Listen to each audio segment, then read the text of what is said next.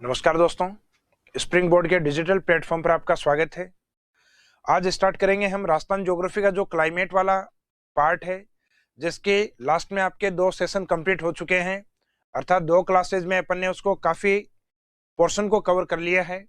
उसी का जो लास्ट पार्ट है जिसमें हम कवर करेंगे क्लाइमेट सीजन क्लासिफिकेशन, जिसका मीनिंग है कि राजस्थान के अंदर जो जलवायु है उसकी जो ऋतुओं का वर्गीकरण है उसको कवर करते हुए चलेंगे। तो लास्ट क्लास में मैंने आपको बताया था कि जो क्लाइमेट सीजन क्लासिफिकेशन है, अर्थात जो ऋतुओं का वर्गीकरण है, उसको हम सामान्यतः 4 भागों में बांटते हैं और हर एक पोर्शन के अंदर कुछ एक इंपॉर्टेंट क्लाइमेटिक कंडीशन या यूं कह सकते हैं अपन कुछ प्रमुख वायुमंडलीय दशाएं या घटनाएं जो घटित होती हैं उनके बारे में अध्ययन करते हैं। तो स्टार्टिंग करेंगे अपन जो समर सीजन वाला पार्ट, अर्थात जो ग्रीष्म ऋतु वाला पोर्शन है वहां से, जिसमें मुख्यतः जो फिनोमिनन या घटनाएं हैं जिसके बारे में कल आपको बताया था, लू, आंधी और भभूलिया के बारे में।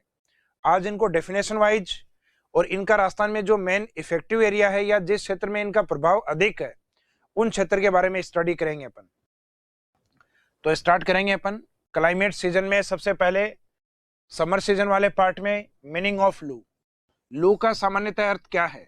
तो अपने को पता है, सामान्यतः अपने यहाँ राजस्थान के अंदर या यूं कहें देश के अंदर जो ग्रेट डेजर्ट ऑफ इंडिया वाला जो पार्ट है, अर्थात जो थर्ड डेजर्ट वाला पार्ट है, उस वाले पोर्शन में और एक भारत के उत्तर विशाल मैदान की ओर सामान्यतः समर सीजन में चलने वाली जो हॉट विंड्स है, जो सामान्यतः ड्राई विंड्स के रूप में होती हैं, शुष्क हवाओं के रूप में होती हैं, तो उन हवाओं को अपन कहते हैं अपन लू। तो लू का डेफिनेशन लिया जाता है इस कंडीशन के साथ, समर सीजन के साथ, अर्थात ग्रीष्म ऋतु के साथ गर्म और शुष्क हवाओं को लू के रूप में जाना जाता है। In summer season hot and arid wind is called as loo या इज नोन एज लू। सामान्यतः ग्रीष्म ऋतु में चलने वाली गर्म एवं शुष्क हवाएं लू के रूप में जानी जाती हैं। ये मैक्सिमम राजस्थान के अंदर जिस एरिया में देखने को मिलती हैं वो है राजस्थान का वेस्टर्न पार्ट, बाड़मेर डिस्ट्रिक्ट, जहां इनका इफेक्ट या प्रभाव सर्वाधिक होता है। और इनके चलने का जो मुख्य कारण माना जाता है, जो सामान्यतः जो धरातल वाला पोर्शन है, लैंड वाला पार्ट है, उस लैंड पार्ट के ऊपर सामान्यतः क्षैतिज रूप में, अर्थात जो हॉरिजॉन्टल फ्लो होता है उसके रूप में ये बहती हैं, जिसको अपन कह सकते हैं एडवेक्शन फ्लो ऑफ विंड्स। अर्थात जो लू की उत्पत्ति का मुख्य कारण है वो हवाओं का गर्म होकर उसका एडवेक्शन फ्लो अर्थात अभिवहनीय संचलन होता है। अभिवहनीय संचलन का मीनिंग होता है जो हॉरिजॉन्टल फ्लो ऑफ विंड्स, हवाओं का जो क्षैतिज प्रवाह होता है उसको कहा जाता है।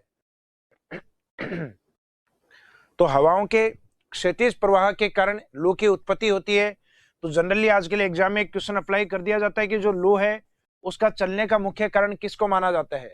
तो जो विंड्स होती है उनका जो एडवेक्शन फ्लो है वो इसका मुख्य कारण माना जाता है। अर्थात हवाएं गर्म होकर क्षैतिज रूप में जब फैलना स्टार्ट होती है तो वो अपने को लू के रूप में महसूस होती हैं। उसके बाद सेकंड है सैंड स्टॉर्म, अर्थात आंधी। तो आंधी का सामान्यतः मीनिंग लिया जाता है जो धूल भरी हवाएं हों और जिनके साथ ह्यूमिडिटी अर्थात आर्द्रता मौजूद हो। इन summer season Sandy and humid winds, अर्थात ये कंडीशन साथ में होती है, धूल भरी और उसके साथ अगर आर्द्रता मौजूद होती है तो उसे हम विंड्स या सैंड स्टॉर्म के रूप में डिफाइन करते हैं। इनका जो इफेक्टिव एरिया है मुख्यतः यह राजस्थान के अंदर श्री गंगानगर एरिया को माना जाता है, जहां ग्रीष्म ऋतु में लगभग 27 डेज आंधियों का प्रभाव रहता है। तो राजस्थान में ग्रीष्म ऋतु में सर्वाधिक आंधियां श्री गंगानगर की ओर आती हैं। इसके बाद में जो नेक्स्ट पार्ट आता है, इसका मेन कॉज क्या है, इसका कारण क्या है चलने का? तो सामान्यतः इसका कारण होता है पश्चिमी राजस्थान के अंदर जब टेम्परेचर अधिक होता है, या सामान्यतः राजस्थान के पूर्वी भाग में भी आंधियों का प्रभाव देखने को अपने को मिलता है लेकिन सीमित मात्रा में। तो सामान्यतः जिस एरिया में हवाएं गर्म होकर और ऊपर की ओर उठना स्टार्ट हो जाती हैं, जिनको अपन कहते हैं कॉन्वेक्शन फ्लो ऑफ विंड्स, हवाओं का सवानीय रूप में ऊपर की ओर उठना, तो उस एरिया में सामान्यतः हवाएं गर्म होकर ऊपर उठने के कारण जनरली उस एरिया में एयर प्रेशर लो हो जाता है और उस लो एयर प्रेशर की ओर धूल भरी और आर्द्रता युक्त हवाएं आना स्टार्ट हो जाती हैं अर्थात सैंडी और ह्यूमिड विंड्स है वो स्टार्ट हो जाती हैं, जिनको अपन सैंड स्टॉर्म अर्थात आंधियों के नाम से जानते हैं। इसके बाद में नेक्स्ट आता है बबूल्या। बबूल्या जिसको जनरली अपन सैंड साइक्लोन भी कहते हैं, यानी धूल के चक्रवात। सैंड साइक्लोन का मीनिंग होता है in summer season Sandy and cyclonic winds, अर्थात धूल भरी और चक्रवातीय हवाएं जो कि इस तरीके से चलती हैं, इस प्रकार की हवाओं को अपन नाम देते हैं बबूल्या या सैंड साइक्लोन के नाम से। और इनका जो इफेक्ट है या इनका जो प्रभाव है मुख्यतः पश्चिमी राजस्थान में बीकानेर की ओर अधिक देखने को मिलता है। अर्थात ये जो तीनों घटनाएं मुख्यतः इंटरनेशनल बॉर्डर की ओर, जिसमें हम बात करें सबसे पहले लू वाले पार्ट की, तो जो लू का इफेक्टिव एरिया माना जाता है वो माना जाता है बाड़मेर वाला क्षेत्र। आंधियों की बात करेंगे तो ऊपर वाला डिस्ट्रिक्ट इंटरनेशनल बॉर्डर पे श्री गंगानगर। और सामान्यतः सैंड साइक्लोन या धूल के चक्रवातों की बात करेंगे तो उसके अंदर आंसर रहता है आपका बीकानेर वाला पार्ट। तो सामान्यतः जो लू है उसका डेफिनेशन होता है जो हॉट विंड्स होती हैं और जो एरिड विंड्स होती हैं, अर्थात जो गर्म और शुष्क हवाएं वो लू के रूप में। गंगानगर की ओर जो आंधी आती हैं उसका मीनिंग होता है जो सैंडी और ह्यूमिड विंड्स होती हैं, अर्थात धूल भरी और जो आर्द्र हवाएं होती हैं उनको नाम दिया जाता है आंधी। जबकि बीकानेर की ओर जो सैंडी और साइक्लोनिक रूप में जो विंड्स आती हैं, अर्थात धूल भरी और चक्रवातीय रूप में, उनको नाम दिया जाता है बबूल्या। तो सामान्यतः इंटरनेशनल बॉर्डर के ऊपर ये घटनाएं आपको अधिक मिलेंगी, या राजस्थान का जो डेजर्ट पार्ट है उस साइड में आंधी, लू और बबूल्या अर्थात सैंड साइक्लोन का इफेक्ट आपको अधिक मिलेगा।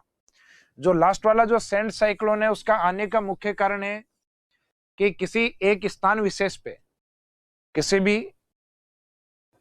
एक स्थान या एक लोकेलिटी है जहां पे टेम्परेचर अधिक हो जाता है सेंटर पार्ट में, वहां एयर प्रेशर लो हो जाता है, जबकि उसके जो बाहर वाला जो भाग है जिसको हम कहते हैं परिधि क्षेत्र, इस वाले में सामान्यतः तापमान थोड़ा कम होता है और एयर प्रेशर थोड़ा ज्यादा। तो जो हाई एयर प्रेशर है उससे और सेंटर की ओर अर्थात लो एयर प्रेशर की ओर हवाएं साइक्लोनिक रूप से अर्थात चक्रवातीय रूप से चलना स्टार्ट हो जाती हैं, उसको नाम दिया जाता है बबूल्या या उसको नाम दिया जाता है सैंड साइक्लोन।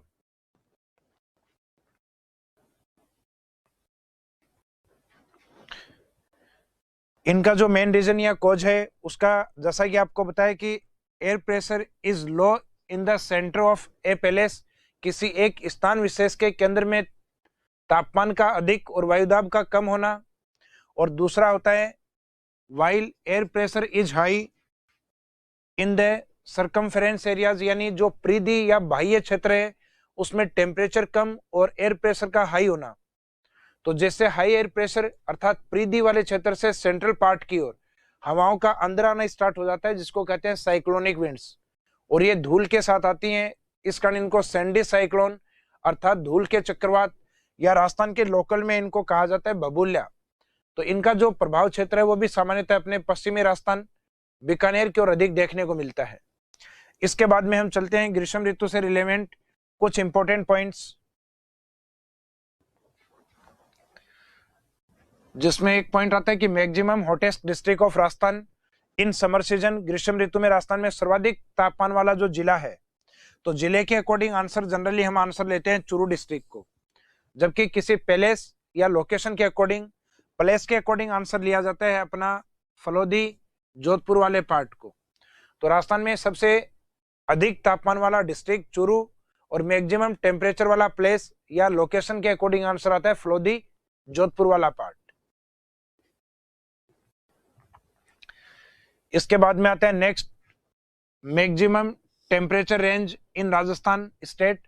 राजस्थान के अंदर सर्वाधिक जो तापांतर है, तापांतर का मीनिंग होता है कि किसी एक दिन का या किसी एक साल का भी हो सकता है, किसी महीने का भी हो सकता है, कि जो मैक्सिमम टेम्परेचर होता है और जो मिनिमम टेम्परेचर होता है, मैक्सिमम टेम्परेचर और मिनिमम टेम्परेचर के बीच का जो गैप होता है उसको कहा जाता है टेम्परेचर रेंज अर्थात तापांतर।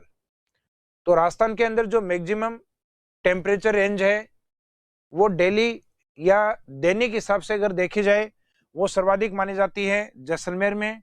Daily range of temperature maximum के रूप में जैसलमेर को लिया जाता है। अर्थात जैसलमेर का दिन के समय तापमान आप ग्रीष्म ऋतु में देखते हैं तो लगभग 45-50 डिग्री तक पहुंच जाता है, लेकिन उस एरिया में डेजर्ट होने के कारण, मिट्टी होने के कारण सामान्यतः दिन का तापमान रात्रि का जो तापमान है वो आपके नीचे होकर लगभग 25 और 30 डिग्री सेल्सियस तक आ जाता है। यानी एक दिन के तापमान में लगभग 20 to 25 डिग्री सेल्सियस टेम्परेचर का फर्क होता है। इस कारण अपन मानते हैं कि maximum daily range of temperature वो राजस्थान में जैसलमेर का होता है। जबकि ये ईयर वाइज अगर काउंट किया जाए तो maximum annual range of temperature की वार्षिक तापांतर वो राजस्थान में सर्वाधिक कहाँ का है, तो आंसर लिया जाता है चूरू को, क्योंकि राजस्थान का जो समर सीजन है उसमें मैक्सिमम हॉट डिस्ट्रिक्ट के रूप में लिया जाता है चूरू को, और जो विंटर सीजन होता है, शीत ऋतु होता है, उसमें ठंडे जिले के रूप में लिया जाता है चूरू को। यानी चूरू सबसे गर्म जिला भी है और सबसे ठंडा जिला भी है, तो उसका गर्म होना और ठंडा होना वो एक दिन में पॉसिबल नहीं है। तो चूरू है समर सीजन के टाइम मैक्सिमम हॉट डिस्ट्रिक्ट में, और विंटर सीजन में मोस्ट कोल्ड डिस्ट्रिक्ट के रूप में इसको जाना जाता है, यानी सर्वाधिक ठंडे जिले के रूप में इसको जाना जाता है।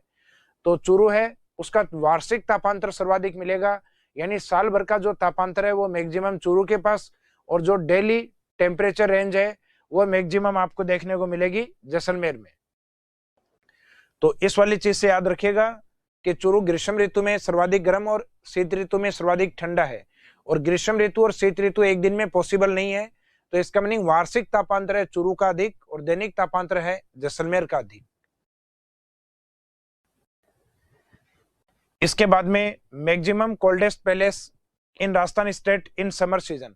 सामान्यतः ग्रीष्म ऋतु में राजस्थान का सबसे ठंडा स्थान या जो डिस्ट्रिक्ट है वो कौन सा है, तो सामान्यतः जो टेम्परेचर का ग्रीष्म ऋतु में कम होने का कारण है वो रिलीफ फीचर्स को माना जाता है, अर्थात मुख्यतः ऊंचा उच्च वाले भाग को माना जाता है, या जो ऊंचा उच्च होता है, रिलीफ फीचर्स होता है, वो इस एरिया टेम्परेचर को इफेक्ट डालते हैं। तो राजस्थान में जो मैक्सिमम हाइट वाले जो पार्ट होंगे उस एरिया में सामान्यतः टेम्परेचर कम होगा, और जिनमें हाइट जनरली कम होती है उन एरियाज का टेम्परेचर जनरली अधिक होता है।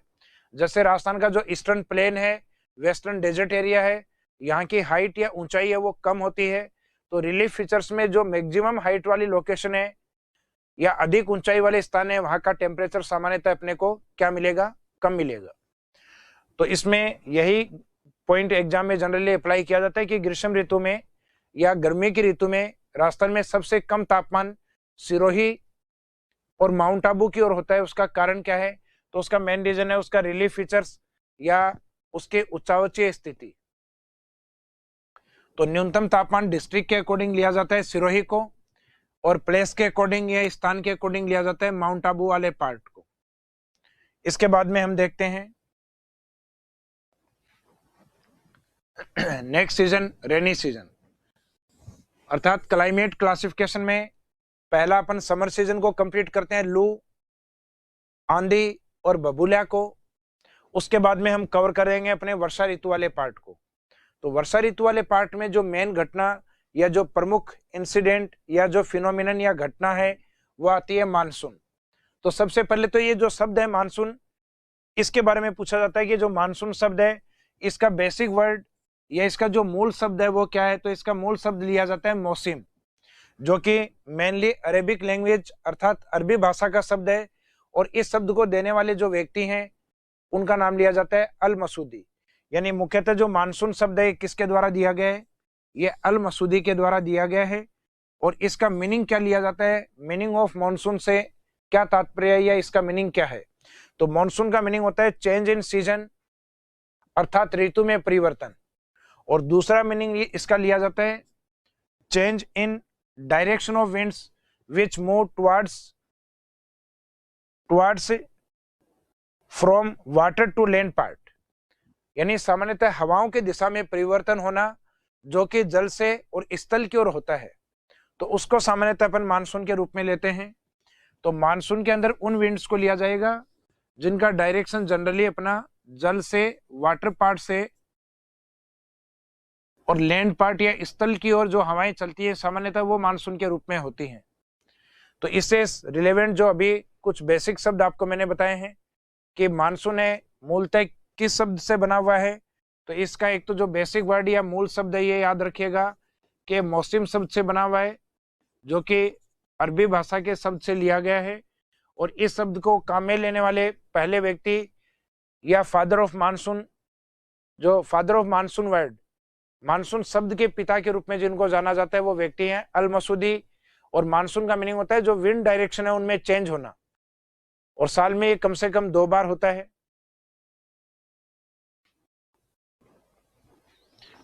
इसके बाद में नेक्स्ट लेते हैं अपन नेम ऑफ मानसून, अर्थात मानसून का नाम।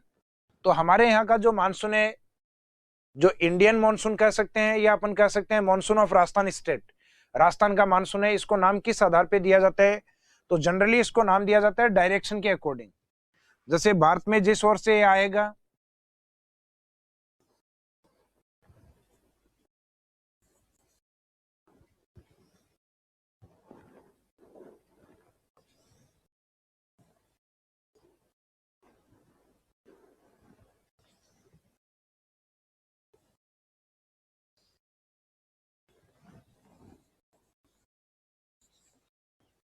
जिस डायरेक्शन से मानसून का एंट्री इंडिया में होता है वो डायरेक्शन होता है इंडिया में सदर्न और वेस्टर्न डायरेक्शन। अर्थात जो विंड डायरेक्शन है, उस विंड डायरेक्शन को अगर आप डिवाइड करते हैं तो उसमें आंसर रहता है सदर्न वेस्टर्न मानसून, जो कि नदर्न ईस्टर्न की ओर आगे की ओर बढ़ता है। तो जो इनिशियल डायरेक्शन होती है मानसून की या हवा की, वो मानसून के जो नाम है उसके अकॉर्डिंग बोला जाता है, या मानसून का नाम वो तय होता है जो विंड डायरेक्शन का स्टार्टिंग होता है। तो विंड डायरेक्शन का स्टार्टिंग होता है सदर्न वेस्टर्न पार्ट की ओर से, इस कारण इस मानसून को नाम दिया गया है सदर्न वेस्टर्न मानसून, जिसकी उत्पत्ति मुख्यतः इंडियन ओशियन अर्थात हिंद महासागर की ओर से मानी जाती है। तो लास्ट में अपन ने देखा था कि जो मानसून का जो नाम है, नेम ऑफ मानसून है, वो दिया जाता है सदर्न वेस्टर्न मानसून के रूप में, अर्थात दक्षिणी पश्चिमी मानसून के रूप में, क्योंकि हवा की जो प्रारंभिक दिशा है जिस ओर से वो आ रही है वो सदर्न वेस्टर्न वाला पार्ट है। और इसका जो ओरिजिन या उत्पत्ति जो मानी जाती है वो मानी जाती है इंडियन ओशियन अर्थात जो हिंद महासागर वाला पार्ट है उसके अंदर।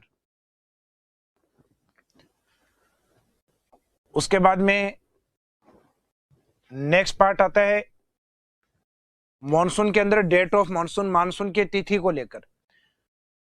तो मानसून की जो तिथि है उनसे अपने को पता चलता है कि मॉनसून इस टाइम जो रेनी सीजन होता है उस समय पे पहुंचा है, या समय से पहले पहुंचा है, या समय के बाद पहुंचा है। अर्थात मानसून ऑन टाइम है या टाइम से पहले वो पहुंच गया है, या फिर वो उस दी गई डेट के बाद में आ रहा है अर्थात डिले है। तो ये देखने के लिए हम इसको एक बेस और एक डेट देते हैं। तो राजस्थान के अंदर ये डेट पहले मानी जाती थी 15 जून, जो अभी कर दी गई है 25 जून, जबकि एंट्री डेट इंडिया या कंट्री के अकॉर्डिंग मानी जाती है 1 जून। हालांकि देश में मॉनसून है, जो मेनलैंड पार्ट है केरल, उसका 1 जून माना गया है। मॉनसून उससे भी पहले अंडमान और निकोबार वाले जो पार्ट हैं उसके अंदर आता है अपने, जिसकी डेट अपने जनरली मानी जाती है 25 मई यानी 25 मई को। तो सामान्यतः जो केरल या मालाबार कोस्टल एरिया है वहां से मॉनसून की एंट्री होती है, जबकि राजस्थान में एंट्री मानी जाती है बांसवाड़ा, और ये ऑप्शन नहीं हो तो बाद में आंसर मानते हैं अपन डूंगरपुर वाला पार्ट, यानी राजस्थान के सदर्न पार्ट की ओर से मॉनसून की एंट्री होती है। उसके बाद में इसका प्रभाव डूंगरपुर में देखने को मिलेगा। और दूसरा पार्ट होता है मानसून के अंदर मानसून डिपार्चर डेट, अर्थात एक तो है अपनी आगमन तिथि और दूसरी होती है इसके लौटने की अर्थात निवर्तन तिथि। तो मानसून के डिपार्चर डेट है वो इंडिया के अकॉर्डिंग 2 ली जाती हैं। एक तो जो नदर्न इंडिया वाला पार्ट है उत्तर भारत की ओर, जहां सामान्यतः 30 सितंबर के बाद मानसून लौटना स्टार्ट कर देता है अर्थात 1 अक्टूबर से, जबकि इंडिया का जो सदर्न पार्ट है यहाँ सामान्यतः मानसून है वो 31 अक्टूबर के बाद रिटर्न करना स्टार्ट करता है। तो देश में मानसून के लौटने की स्टार्टिंग कब से मानी जाती है? तो ये स्टार्टिंग मानी जाती है 1 अक्टूबर से, जबकि कंप्लीटली इंडिया से, संपूर्ण भारत से ये डेट मानी जाती है 31 अक्टूबर। जबकि राजस्थान में मानसून की जो डिपार्चर डेट है वह सितंबर लास्ट को लिया गया अर्थात 1 अक्टूबर के आसपास। तो ये डेट मानते हैं हम सितंबर 30 को।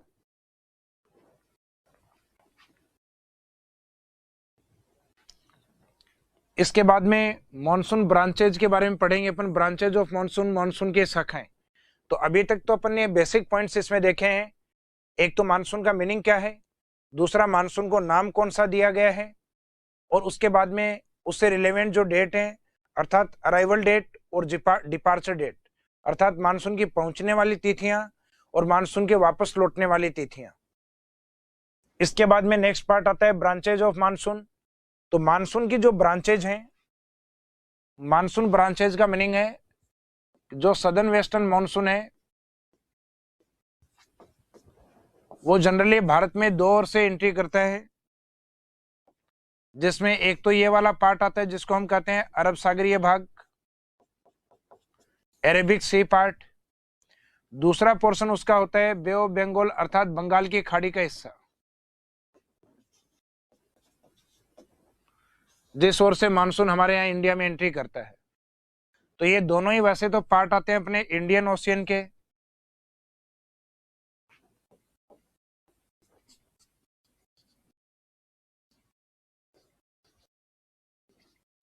हिंद महासागर के पार्ट। तो सामान्यतः पूछा जाए भारतीय मानसून किस ओशियन से आता है, किस महासागर से आता है, तो इसमें ओशन का आंसर लिया जाता है इंडियन ओशन। जबकि इसके दो पार्ट है, बंगाल की खाड़ी और अरब सागर, इन दो ओर से एंट्री करता है। तो इस मानसून की जो ब्रांचेज हैं वो इसी एरिया को लिया जाता है, एक तो अरेबिक सी ब्रांच और दूसरी है बे ऑफ बंगाल ब्रांचेज अर्थात अरब सागरीय शाखाएं, और दूसरी है बंगाल की खाड़ी की शाखाएं। अरब सागर की ओर से सामान्यतः जो शाखाएं आती हैं वो 3 पार्ट्स में डिवाइड होती हैं, जैसा कि इसमें दिया गया है। जो अरब सी ब्रांच है उसमें एक तो आती है वेस्टर्न घाट पे, यानी इंडिया के मैप के अकॉर्डिंग देखें तो इस वाले पार्ट पे। दूसरा जो पोर्शन माना जाता है वो विंध्यन और सतपुड़ा के बीच से होते हुए छोटा नागपुर प्लेट्यू अर्थात छोटा नागपुर ब्रांच झारखंड की ओर। और तीसरे वाला जो पार्ट है वो गल्फ ऑफ कच्छ की ओर से, यानी कच्छ की खाड़ी की ओर से और आगे हिमाचल की ओर।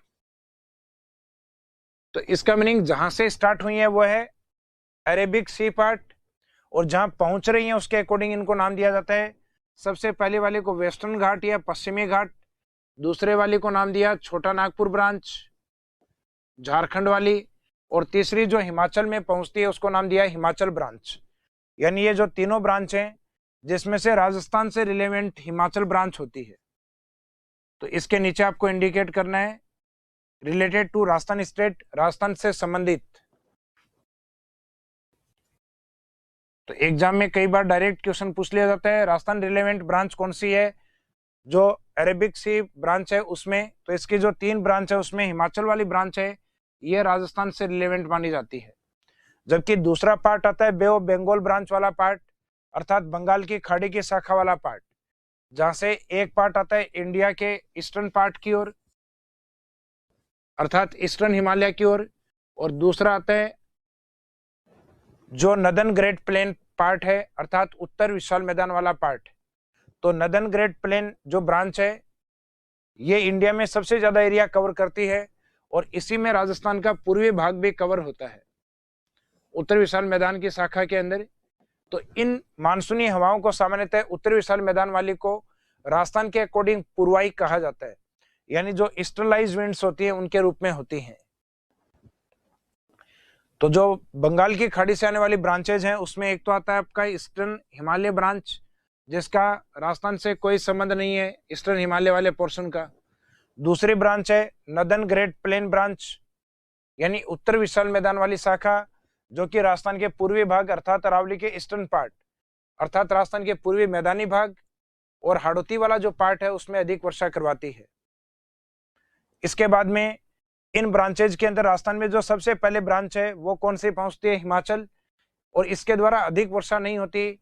उसका सामान्य कारण माना जाता है कि ये जो ब्रांच है ये राजस्थान की एक माउंटेन आती है अरावली पर्वतमाला के ये पैरेलल निकलती है।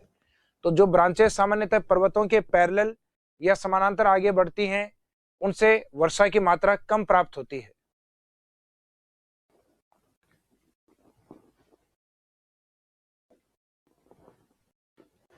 तो ब्रांचेज जिसकी मैंने कहा था अपन चर्चा करेंगे, जो ब्रांचेज है तो जो 3 ब्रांचेज थी तो अरब सी ब्रांच की ओर से ये वाला जो पार्ट है जो वेस्टर्न घाट के ऊपर टकरा रहा है डायरेक्ट। इसके बाद में एक दूसरा पोर्शन है जो कि इस साइड से छोटा नागपुर की ओर पहुंचता है, और इसका जो तीसरा पार्ट है जो कि हिमाचल ब्रांच के रूप में ऊपर की ओर जाता है। जबकि बे ऑफ बंगाल ब्रांच के रूप में आता है, एक पोर्शन आता है ईस्टर्न हिमालय, पूर्वी हिमालय की ओर, दूसरा पोर्शन आता है इस साइड में नदन ग्रेट प्लेन एरिया अर्थात उत्तर विशाल मैदान वाला जो पार्ट है उसके रूप में।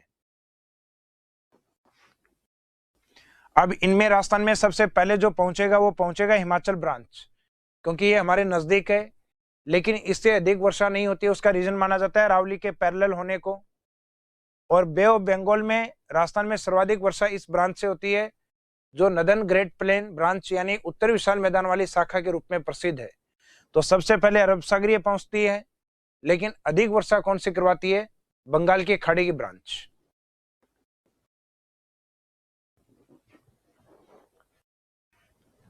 अब मॉनसून से रिलेवेंट कुछ एक पॉइंट या इन ब्रांचेस से संबंधित कुछ एक पॉइंट्स हैं जिनको हम देखेंगे, जो अभी अपन पढ़ के आए उसी के अकॉर्डिंग है कि फर्स्ट मॉनसून ब्रांच अराइवल इन राजस्थान, कि मानसून की वह पहली शाखा जो राजस्थान पहुंचती है, तो उसमें आंसर रहेगा हिमाचल ब्रांच या अरब सागरीय ब्रांच।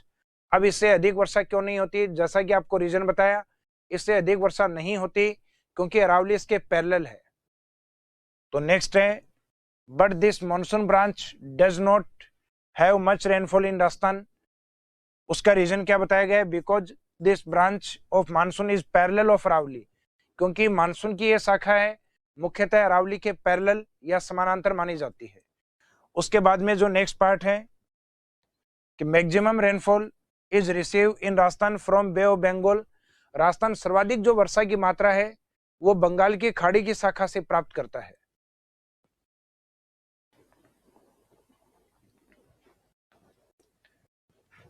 फिर बंगाल की खाड़ी की शाखा से जो मानसून हमारे यहाँ राजस्थान में आता है उसको नाम दिया जाता है ईस्टर्लाइज अर्थात पूर्वाई। पूर्वाई का मीनिंग ये होता है ये वाला जो पार्ट राजस्थान है, इस राजस्थान में जो पूर्व की ओर से हवाएं आ रही हैं, आर्द्र हवाएं, जो कि किस ओर से आती हैं? बंगाल की खाड़ी। तो सामान्यतः इन बंगाल की खाड़ी की ओर से आने वाली जो मानसूनी या आर्द्र हवाएं या जो ह्यूमिड विंड्स होती हैं, इनको पूर्वाई कहा जाता है या ईस्टर्लाइज विंड्स कहा जाता है, जिससे अरावली के ईस्टर्न पार्ट की ओर अर्थात पूर्वी मैदान और हाड़ौती रीजन की ओर अधिक वर्षा होती है।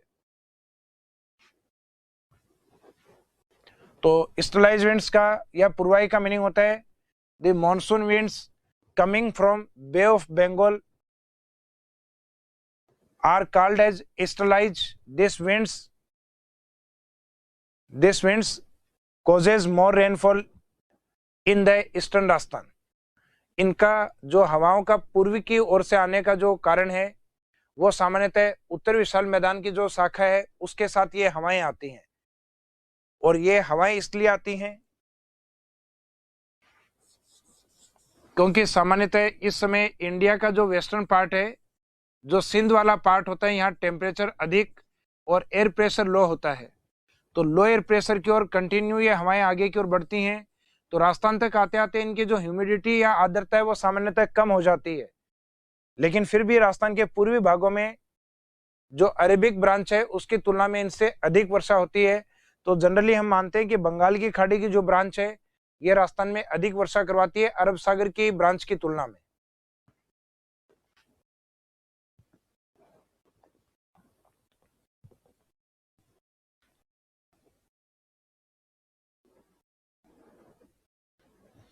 तो अपन ने यही देखा था कि बंगाल की खाड़ी की ओर से आने वाली जो पूर्वी मानसूनी हवाएं होती हैं उनको सामान्यतः पूर्वाई कहा जाता है, और इनसे वर्षा की मात्रा अरावली के पूर्वी भागों में अधिक देखने को मिलती है।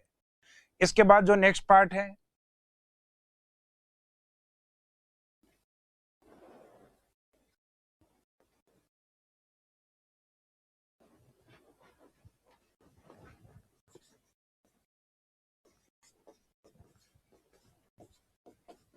मानसून की दिशा या डायरेक्शन को लेके कुछ क्वेश्चन अप्लाई होते हैं, जिनको हम आगे एक डायग्राम देखेंगे, उसके अकॉर्डिंग भी उस डायग्राम में भी इन चीजों को अपन देखते हैं कि राजस्थान का जो नदन और ईस्टर्न पार्ट है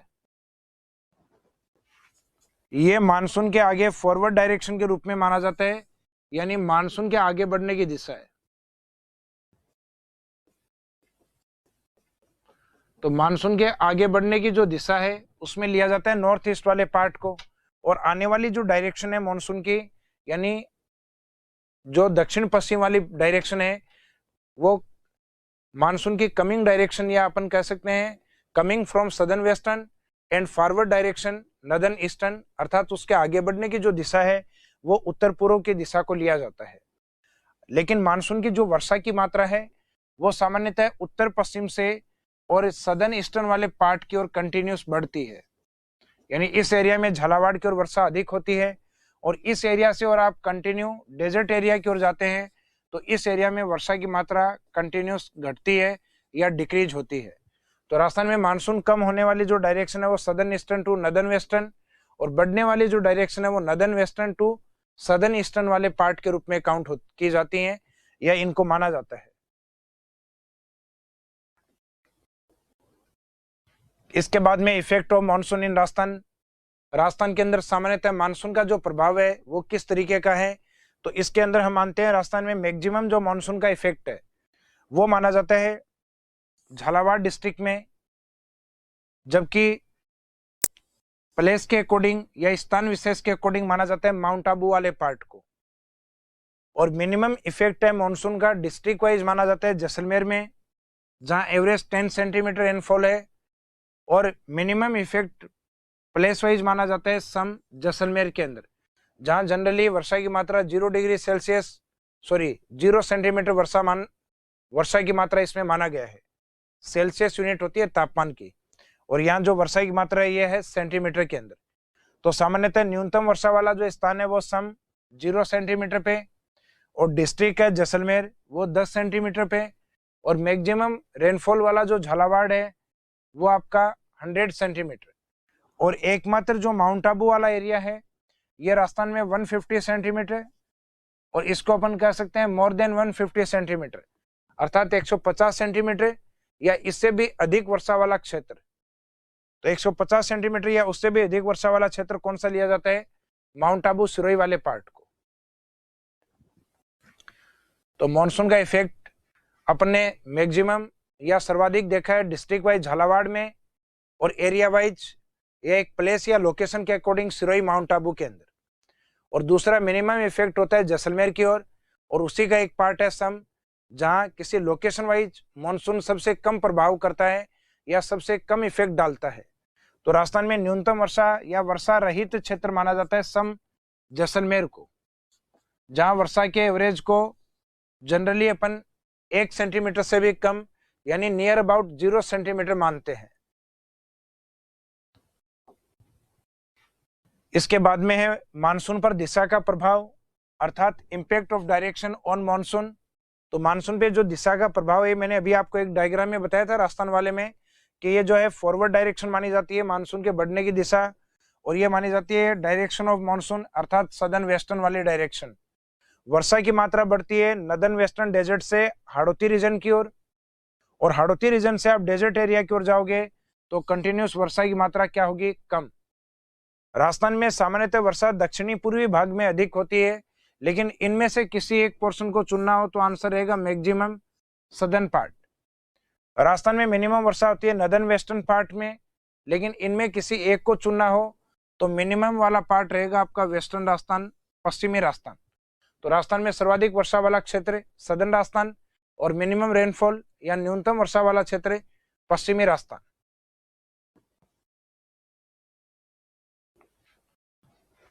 उसके बाद में नेक्स्ट है इंसिडेंट्स ड्यूरिंग मानसून, यानी मानसून के दौरान घटने वाली जो प्रमुख घटनाएं वो कौन कौन सी हैं। तो आमतौर पे हम देखते हैं कि राजस्थान के अंदर या देश में जब स्टार्टिंग में मानसून की एंट्री होती है तो मानसून की एंट्री के दौरान बादलों का तेज गर्जना और उनसे जो हेवी रेनफॉल होता है उस घटना को अपन नाम देते हैं मानसून बरस्टिंग, अर्थात मानसून के स्टार्टिंग में तेज वर्षा का होना मानसून प्रस्फोट कहलाता है। और इसका जो टाइम पीरियड होता है प्रस्फोट का,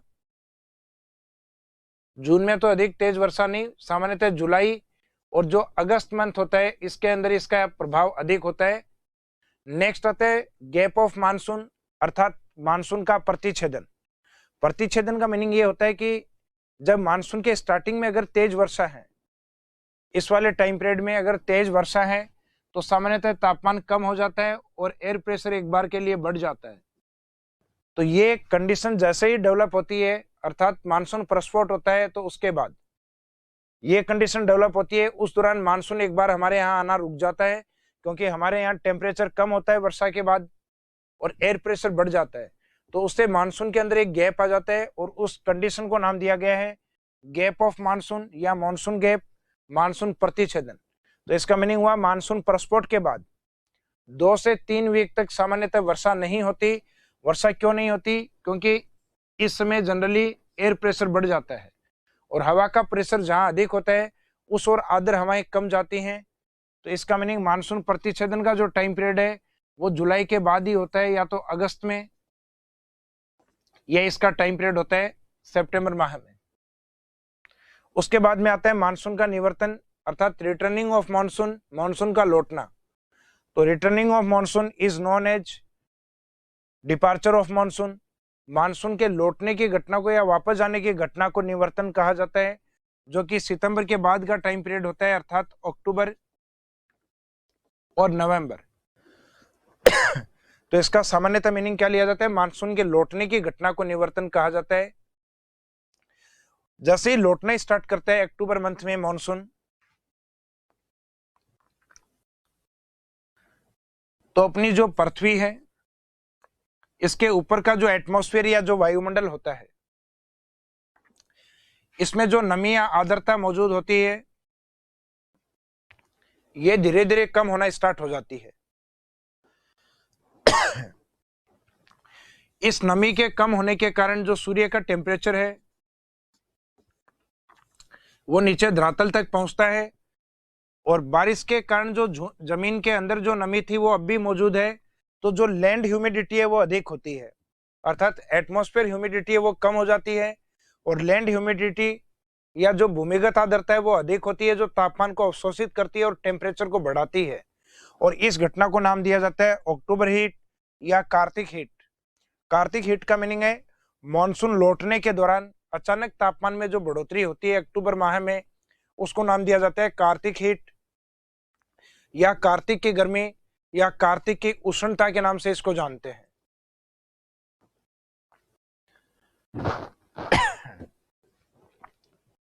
उसके बाद में नेक्स्ट लास्ट पॉइंट होता है राजस्थान के मानसून को प्रभावित करने वाली कुछ वैश्विक घटनाएं होती हैं, जिसमें एक इफेक्ट आता है आपका एल नीनो इफेक्ट और एक आता है ला नीना इफेक्ट। तो जो ला नीना इफेक्ट है उसके कारण मानसून हमारे टाइम पे पहुंचता है और अधिक वर्षा लेके आता है। तो ये आप शब्दों के नाम से इसको याद रखें। ला नीना में है ला, तो क्या ला? मानसून। तो ला नीना वाला जो पार्ट है वो मानसून को टाइम से लाता है और मानसून को मोर इफेक्टिव बनाता है, अधिक प्रभावशाली बनाता है। जबकि एल नीनो का जो मीनिंग होता है कि वो मानसून इस घटना के कारण, जो अभी शब्द यूज किया मैंने एल नीनो, उसके कारण एक तो मानसून राजस्थान में डिले होता है और इसका जो इफेक्ट है वो भी काफी कम होता है या प्रभाव कम होता है। तो सामान्यतः जो घटना है उसमें एक प्रमुख घटना एल नीनो वाला पार्ट है, जिसके कुछ अलग अलग पॉइंट्स हैं जिसके मीनिंग लिए जाते हैं। कि एक तो मीनिंग ऑफ एल नीनो क्या है? तो इसका मीनिंग है it's a hot ocean current. ये एक गर्म जल धारा है जो महासागर के अंदर बहती है। तो एक गर्म महासागरीय जल धारा है जिसका इफेक्ट मुख्यतः जो सदर्न अमेरिका वाला जो पार्ट है, जिसमें इक्वेटर लाइन से नीचे की ओर मुख्यतः 3 डिग्री सदर्न लेटीट्यूड से 24 डिग्री सदर्न लेटीट्यूड, इसके बीच में ये इफेक्ट देखने को मिलता है अपने को। जो पैसिफिक ओशियन का, सदर्न पैसिफिक ओशियन का ईस्टर्न पार्ट होता है, अर्थात दक्षिणी प्रशांत महासागर में 0 डिग्री से नीचे, इसका मीनिंग कहेंगे सदर्न पैसिफिक ओशियन। तो दक्षिणी प्रशांत महासागर के मुख्यतः पूर्वी तट पे ये घटना देखने को मिलती है अमेरिका के पास, सदर्न अमेरिका के पास। तो एक तो ये पूछा जाता है सामान्यतः एल नीनो क्या है? तो एल नीनो एक हॉट करंट है जिसकी स्थिति या लोकेशन होती है near the eastern coast of southern Pacific Ocean. तो इसमें सामान्यतः जो near the eastern coast of southern America आता है। इसमें सदर्न अमेरिका और जो सदर्न पैसिफिक ओशियन का ईस्टर्न पार्ट है वो वाला हिस्सा, यानी प्रशांत महासागर का जो नीचे वाला पार्ट है जिसको सदर्न पैसिफिक ओशियन कहेंगे, और उसका जो ईस्टर्न कोस्ट होता है अर्थात western coast of southern America, दक्षिणी अमेरिका का पश्चिमी भाग, जहां पे अपने को टेम्परेचर बढ़ा हुआ महसूस होता है, और उस वाले पार्ट को नाम देते हैं अपन एल नीनो इफेक्ट। और इस एल नीनो इफेक्ट का जो प्रभाव है वो अपने सदर्न और ईस्टर्न एशिया के ऊपर अर्थात दक्षिणी और पूर्वी एशिया के ऊपर एक तरीके का नेगेटिव इफेक्ट होता है इस मॉनसून का, जिससे हमारे यहाँ मॉनसून लेट, और जो उसका इफेक्ट होगा लेट पहुंचने के बाद मॉनसून का इफेक्ट होगा हमारे यहाँ कम होगा। इसका मीनिंग मॉनसून का लेट अराइवल होना और उसका मिनिमम इफेक्ट होना, देरी से पहुंचना और उसका कम प्रभाव होने के पीछे मुख्य कारण किसको माना जाता है? एल नीनो को।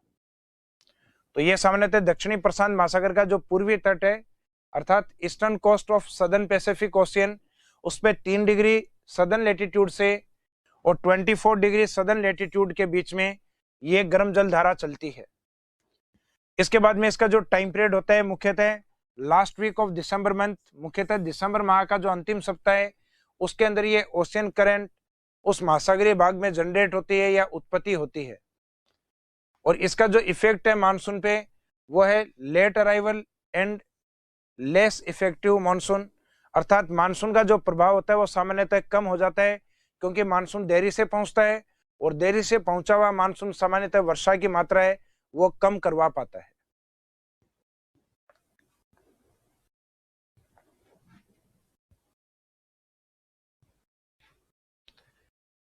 इसके बाद में नेक्स्ट है ला नीना इफेक्ट या ला नीनो इफेक्ट। तो ला नीना का जो मीनिंग है ये एल नीनो का बिल्कुल अपोजिट है। तो एल नीनो था हॉट करंट के रूप में, इसको लिया जाता है कोल्ड ओशियन करंट के रूप में, एक ठंडी जलधारा के रूप में। इसका एरिया भी वही रहेगा near the eastern coast of southern Pacific Ocean, अर्थात दक्षिणी प्रशांत महासागर का जो ईस्टर्न कोस्ट है, पूर्वी तट है, जिसको हम कह सकते हैं सदर्न अमेरिका का वेस्टर्न कोस्ट। तो जो महाद्वीप का पश्चिमी भाग होता है वो महासागर का पूर्वी भाग होता है। तो इसमें प्रशांत महासागर का जो दक्षिणी भाग है उसका जो पूर्वी तट है उसके ऊपर, अर्थात जहां पे एल नीनो थी वहीं पे ला नीना, पानी गर्म होगा तब तो उस इफेक्ट को हम कहेंगे एल नीनो इफेक्ट, और पानी अगर ठंडा होता है तो इस इफेक्ट को हम कहेंगे ला नीना इफेक्ट। और इसका जो टाइम पीरियड या जो समय होता है वो सामान्यतः वही रहेगा जो आपके एल नीनो वाला टाइम पीरियड होता है। इसका मीनिंग वहां पे पानी गर्म नहीं है तो उस समय वहां का पानी ठंडा होगा, अर्थात last week of December month, दिसंबर माह का अंतिम सप्ताह है। इसका इफेक्ट ये रहेगा कि मॉनसून है वो टाइमली अराइवल करेगा, राजस्थान में समय से इसका आगमन होगा, और मोर इफेक्टिव मॉनसून होता है, अर्थात मानसून का प्रभाव अधिक होता है। तो अराइवल ऑन टाइम और मोर इफेक्टिव जो मॉनसून है उसके पीछे कारण मुख्यतः कौन सी घटना को माना जाता है? तो उसके पीछे कारण माना जाता है मुख्यतः ला नीना को। तो इसमें इस नाम को याद रखिएगा, ला नीना यानी जो टाइम से मानसून लाती है और जिसके कारण मॉनसून वीक होता है या कम प्रभावशाली होता है, वो घटना होती है एल नीनो इफेक्ट।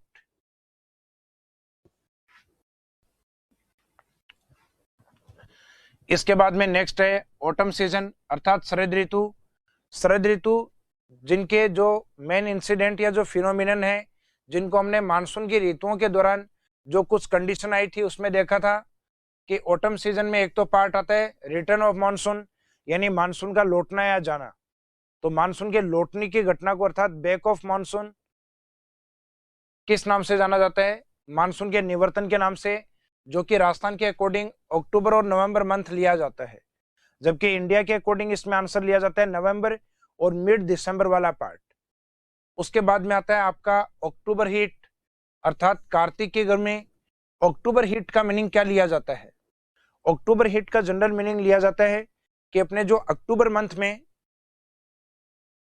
मानसून लौटने के दौरान अचानक जो टेम्परेचर बढ़ता है, जैसा कि मैंने आपको पहले भी बताया था कि जो एटमॉस्फेयर ह्यूमिडिटी है या वायुमंडलीय आर्द्रता है वो हट जाती है, कम हो जाती है, जबकि लैंड ह्यूमिडिटी मौजूद होती है, जिसके कारण अपने को टेम्परेचर बढ़ा हुआ महसूस होता है, और उस घटना को सामान्यतः नाम दिया जाता है अक्टूबर हीट। अर्थात मानसून लौटने के दौरान अचानक जो तापमान में बढ़ोतरी महसूस होती है उसी को अक्टूबर हीट या कार्तिक की उष्णता कहा जाता है।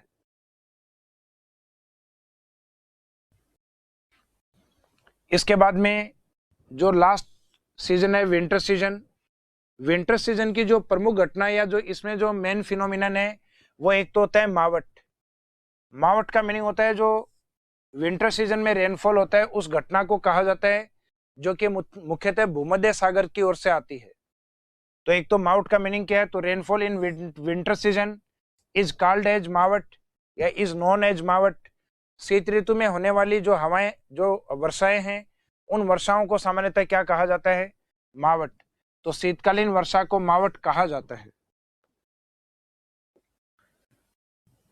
अब इसका जो एरिया है मुख्यतः कौन सा है, तो माउट कम्स फ्रॉम मेडिटेरियन सी, अर्थात भूमध्य सागर की ओर से ये हवाएं आती हैं और इनको लाने वाली जो पवनें होती हैं जिनको कहा जाता है जेट स्ट्रीम, अर्थात जो वेस्टर्न डिस्टरबेंस के रूप में, पश्चिमी विक्षोभ के रूप में हमारे यहाँ पहुंचती हैं।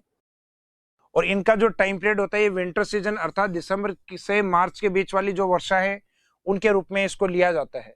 और इस टाइम पीरियड में हमारी जो क्रॉप्स होती है मेनली वो होती है रबी क्रॉप्स। तो माउट का जो लाभ है या प्रॉफिट ऑफ माउट है वो मैक्सिमम रबी क्रॉप्स, और रबी में भी मेनली व्हीट या गेहूं को अधिक इसका फायदा होता है। इस कारण इन वर्षाओं को अपन गोल्डन ड्रॉप्स अर्थात स्वर्णिम बौछार या सोने की बौछार भी कहते हैं। तो इसका जो इफेक्टिव एरिया इफेक्टिव एरिया है या जिस एरिया के ऊपर ये इफेक्ट डालती है वो मुख्यतः राजस्थान का उत्तरी भाग, श्री गंगानगर, हनुमानगढ़, बीकानेर और जैसलमेर, अर्थात राजस्थान का जो नॉर्दर्न और वेस्टर्न वाला पार्ट जहां मानसून का इफेक्ट कम होता है अर्थात समर सीजन में वर्षा कम होती है, उस एरिया में सामान्यतः माउट के द्वारा वर्षा अधिक होती है।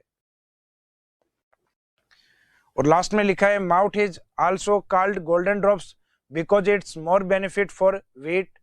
माउट को सामान्यतः गोल्डन ड्रॉप्स भी कहा जाता है, स्वर्णिम बौछार या सोने की बूंदों के रूप में इसको जाना जाता है, क्योंकि इसका सर्वाधिक जो लाभ है वो गेहूं की फसल को होता है।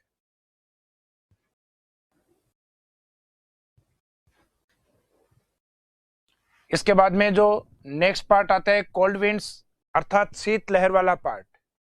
तो शीत लहर का मीनिंग क्या लिया जाता है, सामान्यतः जो अपने विंटर सीजन के अंदर या शीत ऋतु के अंदर जो ठंडी हवाएं हिमालय की ओर से हमारे यहाँ राजस्थान में पहुंचती हैं उन ठंडी हवाओं को जनरली क्या कहा जाता है, कोल्ड विंड्स या शीत लहर। तो in winter season winds comes from Himalaya is called as cold winds. मुख्यतः शीत ऋतु में हिमालय की ओर से आने वाली ठंडी हवाओं को शीत लहर कहा जाता है। और इनका जो मुख्यतः जो इफेक्टिव एरिया होता है वो होता है चूरू, सीकर, बीकानेर। और इनकी जनरली जो डायरेक्शन ली जाती है,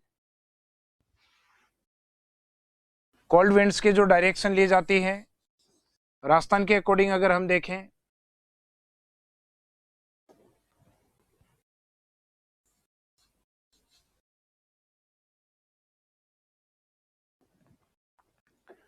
तो इस साइड से हिमालय की ओर से आने वाली ठंडी हवाएं होती हैं, जिसमें मुख्यतः राजस्थान का जो नदन और ईस्टर्न वाला पार्ट है ये ज्यादा इफेक्टिव रहता है। और इसका इफेक्ट मुख्यतः जिस माह में रहता है वो माह होता है जनवरी। और इसमें जो इफेक्टिव एरिया में जो मेन डिस्ट्रिक्ट आते हैं उसमें सबसे कोल्डेस्ट डिस्ट्रिक्ट या सबसे ठंडे जिले के रूप में होता है चूरू। इसके बाद में इसके टच वाले एरिया जिसमें सीकर और बीकानेर वाले पार्ट को लिया जाता है।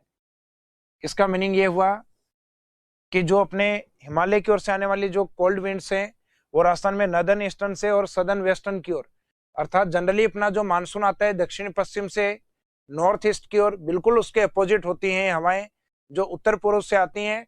और दक्षिण पश्चिम की ओर बढ़ते बढ़ते इन हवाओं का जो इफेक्ट है वो कंटिन्यू कम होता चला जाता है। तो इसका मीनिंग इनके द्वारा जो मोर इफेक्टिव जो एरिया है वो राजस्थान का मोस्टली जो नदर्न ईस्टर्न और वेस्टर्न वाला जो पार्ट है वो अधिक होता है। हालांकि इनका अधिक प्रभाव होता है राजस्थान के नदर्न ईस्टर्न पार्ट की ओर, उत्तर और पूर्वी राजस्थान की ओर।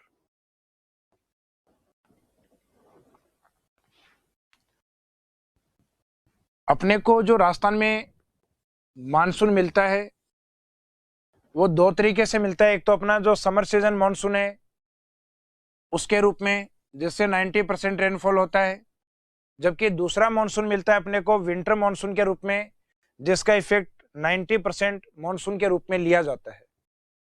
सॉरी, इसमें आपका विंटर सीजन वाला 90 नहीं, ये रहेगा आपका माउथ वाला ओनली 10%।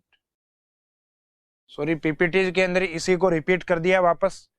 अगर साल भर की अपने कुल वर्षा होती है तो उसमें अपना जो समर सीजन का मानसून अर्थात जिसको हम कहते हैं दक्षिणी पश्चिमी मानसून, तो दक्षिणी पश्चिमी मानसून से राजस्थान में 90% रेनफॉल होता है, जबकि विंटर सीजन वाला जो मानसून है इससे ओनली 10% रेनफॉल अर्थात 10% मानसून होता है या मानसूनी वर्षा आती है। इसका मीनिंग बाकी बची हुई वर्षा आपके जो समर सीजन वाला मानसून है उसी के अंदर प्राप्त होती है, रिसीव होती है अपने को।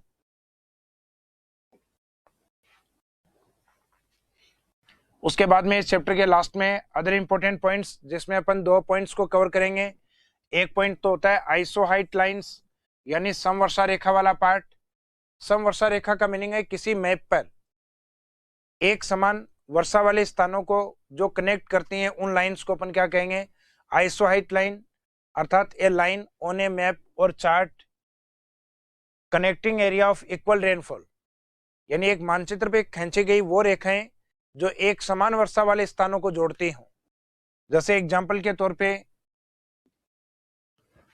जैसे राजस्थान वाला जो पार्ट है इसमें जो अरावली वाला जो रीजन है उसमें सामान्यतः वर्षा की मात्रा 50 सेंटीमीटर होती है, तो इस पूरी रेखा को अरावली को अपन कहते हैं 50 सेंटीमीटर समवर्षा रेखा का पार्ट।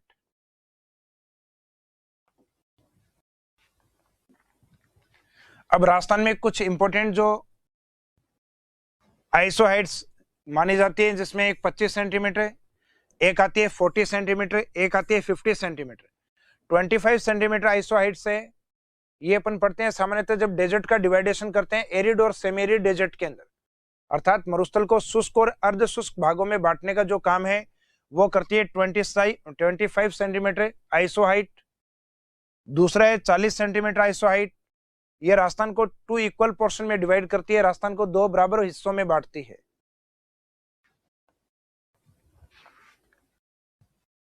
ये वाला जो पार्ट है राजस्थान के जस्ट पश्चिम वाला जो पार्ट है यहाँ पे स्थित है 40 सेंटीमीटर, और अरावली वाला पार्ट है ये 50 सेंटीमीटर, और जो डेजर्ट वाला पार्ट था वहां पे थी 25 सेंटीमीटर जो एरिड और सेमी एरिड डेजर्ट को अलग करती है। तो एरिड और सेमी एरिड का मीनिंग है शुष्क और अर्ध शुष्क मरुस्थल को अलग करने वाली वर्षा की मात्रा, जिसको हम कहेंगे 25 सेंटीमीटर वर्षा की मात्रा। एक होती है 40 सेंटीमीटर, जिसका मीनिंग होता है राजस्थान को 2 इक्वल पार्ट्स में डिवाइड करने वाली रेनफॉल या आइसोहाइट्स।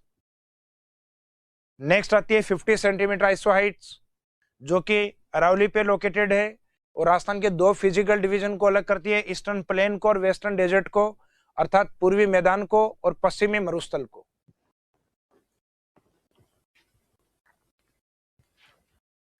इसके बाद में नेक्स्ट पार्ट आता है आइसोबार लाइन, वायुदाब रेखाएं।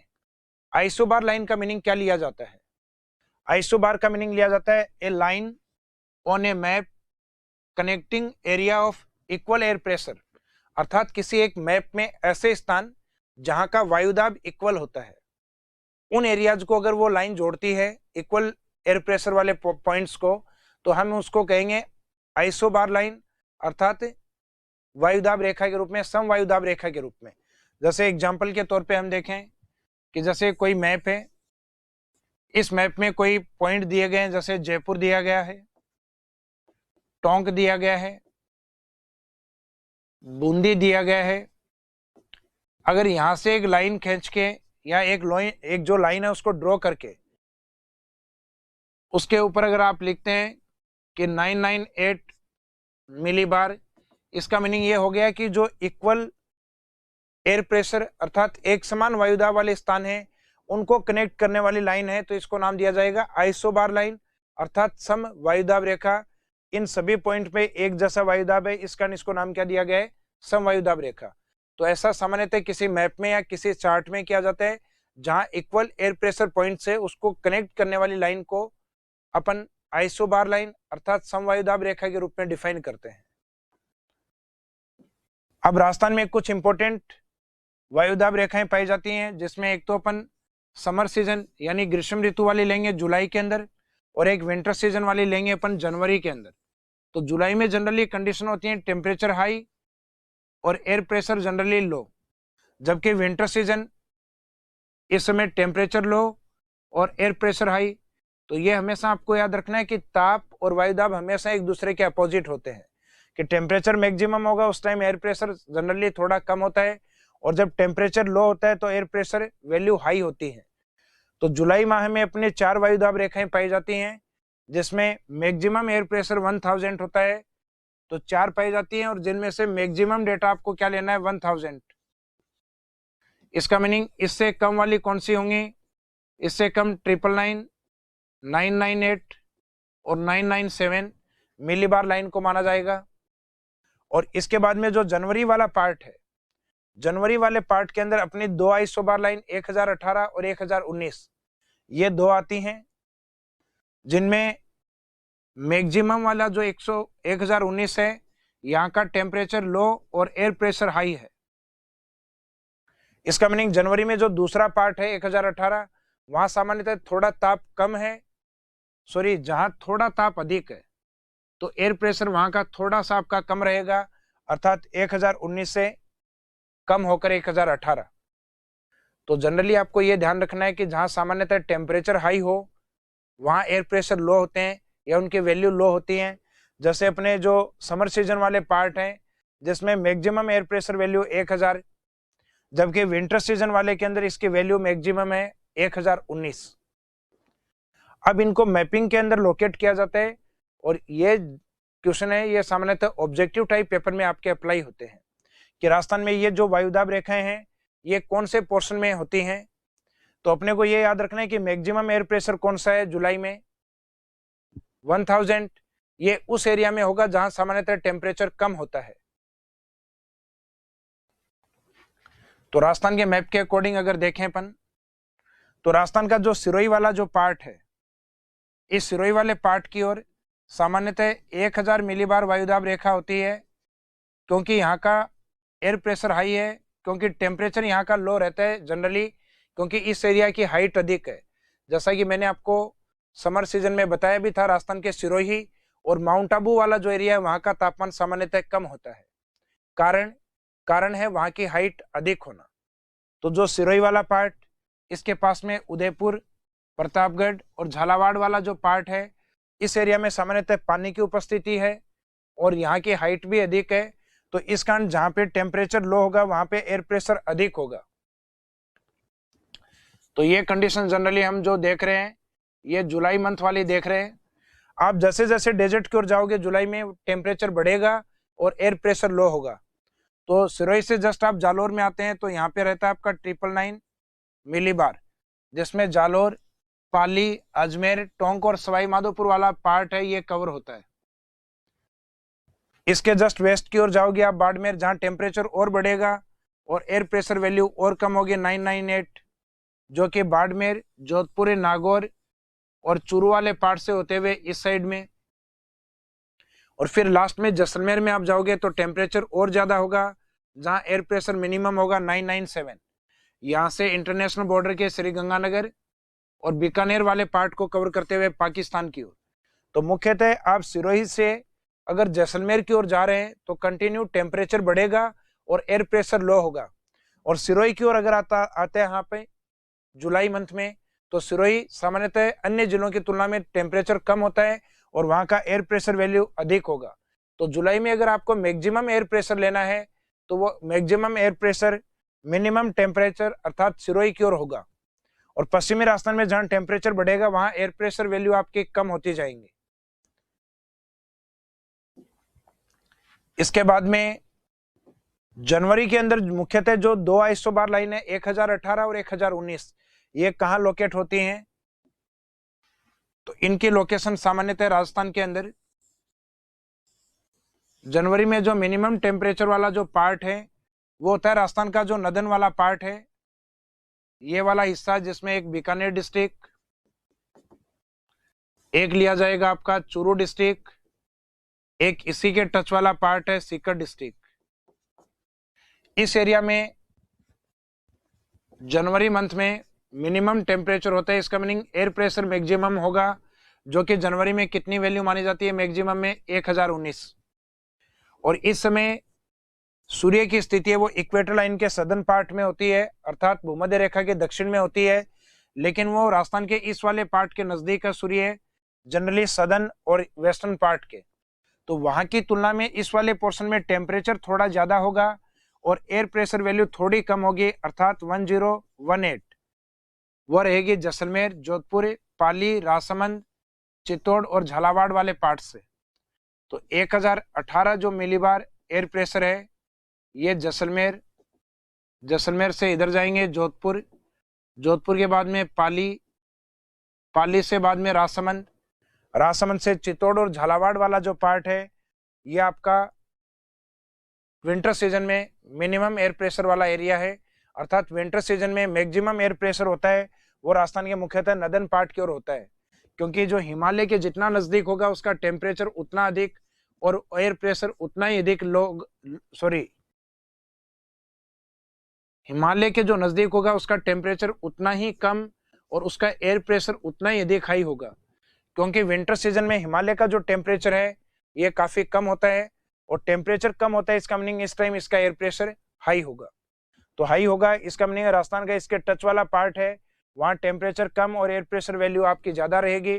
जैसे ही हिमालय से आप इक्वेटर लाइन की ओर आते हैं टेम्परेचर आपका बढ़ता है और टेम्परेचर बढ़ता है इसका मीनिंग आपका एयर प्रेशर वैल्यू है वो कम होगा, अर्थात 1018।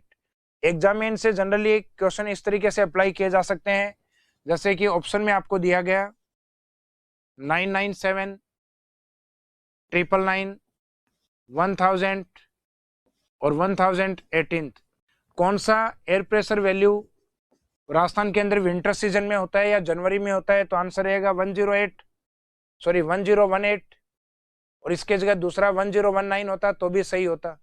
इनमें से कौन सा जुलाई में नहीं है, ये लास्ट वाला जुलाई में नहीं है, ये आपके विंटर सीजन अर्थात जनवरी के अंदर है। तो इनको आपके जोड़े में भी एक साथ दिए जा सकते हैं 997, 98 या 98, 99 और 999 और 1000, और ये विंटर सीजन वाली 1018 और 1019। तो इन एयर प्रेशर लाइन के बारे में आपको एक नॉलेज होना चाहिए और ये हमेशा टेम्परेचर और टेम्परेचर के बिल्कुल अपोजिट होती हैं, यानी जिन एरिया में टेम्परेचर हाई होगा उन एरियाज में इनकी वैल्यू लो होगी। तो इसी के साथ हम इस टॉपिक को कंप्लीट करते हैं और इसके बाद में जो नेक्स्ट टॉपिक स्टार्ट होगा वो अपना ड्रेनेज सिस्टम रहेगा। Thank you.